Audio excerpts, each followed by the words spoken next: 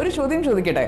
ലോകത്തിലെ ഏറ്റവും കൂടുതൽ ആളുകൾ ഡൗൺലോഡ് ചെയ്തിട്ടുള്ള 3 മൊബൈൽ ആപ്പുകളിലൊന്നാണ് ഈ ആപ്പ്. ഇത് ഉപയോഗിക്കുന്നവർ ഒരു ദിവസം ആവറേജ് ഒരു 30 പ്രാവശ്യമെങ്കിലും തുറന്നു നോക്കുന്നു എന്നാണ് കണക്ക്.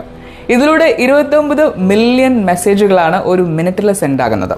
ഏതായിരിക്കും ഞാനും നിങ്ങളൊക്കെ സ്ഥിരം ഉപയോഗിക്കുന്ന ആ മൊബൈൽ ആപ്പ്? ഊഹം ശരിയാണ്.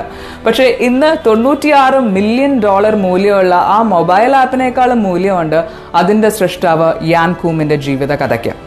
യാൻ കൂം ജനിച്ചത് യുക്രൈനിലെ വൈദ്യുതി പോലും ഇല്ലാത്ത ഒരു ദരിദ്ര കുടുംബത്തിലാണ്.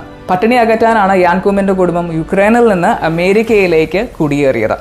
എന്നാൽ അദ്ദേഹത്തിന് തന്റെ പിതാവിനോടൊപ്പം ജീവിക്കാൻ സാധിച്ചില്ല. യാൻ കൂമും അമ്മയും അമേരിക്കയിലെത്തി കുറച്ചുനാൾ കഴിഞ്ഞപ്പോഴേക്കും അച്ഛൻ യുക്രൈനിൽ വെച്ച് തന്നെ മരിച്ചു. അമേരിക്കൻ ഗവൺമെന്റ് കൊടുത്തിരുന്ന സൗജന്യ ഭക്ഷണ കൂപ്പണുകൾ ഉപയോഗിച്ചാണ് ആ അമ്മയും മകനും പട്ടിണി മാറ്റിയിരുന്നത്.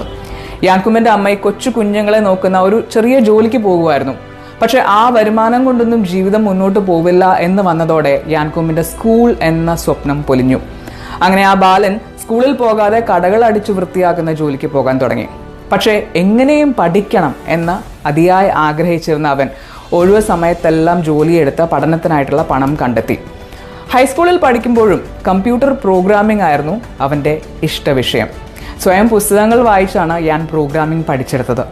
യൂണിവേഴ്സിറ്റി പഠനത്തിന് ശേഷം അദ്ദേഹം യാഹൂവിൽ എഞ്ചിനീയറായിട്ട് ജോലിക്ക് കയറി.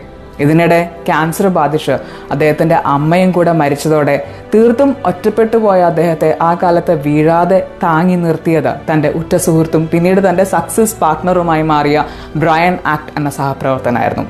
യാഹൂവിൽ 9 വർഷം ജോലി ചെയ്തതിനു ശേഷം അദ്ദേഹം ഫേസ്ബുക്കിൽ ഒരു ജോലിക്ക് വേണ്ടി ശ്രമിച്ചു. പക്ഷെ അന്ന് ഫേസ്ബുക്കിലെ ജോലി ലഭിക്കാതെ പോയ ആ ചെറുപ്പക്കാരൻ പിന്നീട് ഫേസ്ബുക്കിന്റെ ഡയറക്ടർ ബോർഡ് അംഗമായി മാറിയത് കാലം കരുതി വെച്ച മറ്റൊരു കൗതുകം.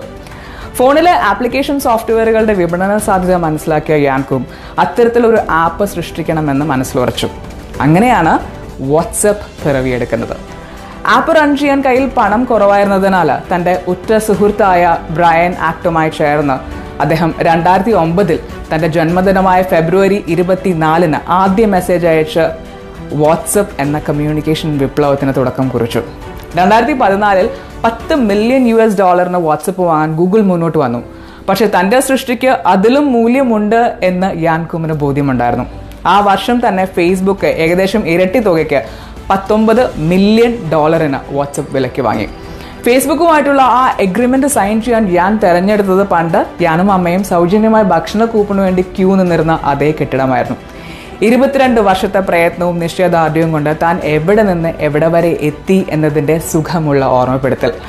1900 കോടി രൂപയ്ക്ക് വാട്സപ്പിനെ ഫേസ്ബുക്ക് ഏറ്റെടുത്തപ്പോൾ ലോകത്ത് തന്നെ അതിസമ്പന്നനായി യാൻ കൂം മാറി. വിജയത്തിന്റെ പടവുകൾ കയറുമ്പോഴും അദ്ദേഹത്തിന്റെ മനസ്സ് ദുരിതം അനുഭവിക്കുന്നവർക്കൊപ്പമായിരുന്നു. ഇന്ന് ലോകത്തെ ഒട്ടനവധി ചാരിറ്റി പ്രവർത്തനങ്ങൾക്ക് അദ്ദേഹം മില്യണുകൾ സംഭാവന നൽകുന്നു. ഇനി വാട്സപ്പ് ഉപയോഗിക്കുമ്പോൾ നമുക്ക് യാൻ കൂമിനെയും ഓർക്കാം. അർപ്പണബോധവും കഠിന പ്രയത്നവും കൈമുതലായി ഉണ്ടെങ്കിൽ ജീവിതത്തിലെ ഏത് പ്രതിസന്ധിയും ഏത് സാഹചര്യവും മറികടന്ന് വിജയിക്കാനാകും എന്ന യാൻ കൂമിന്റെ വിജയമന്ത്രവും ഓർക്കാം. Let us always stay inspired. Thank you.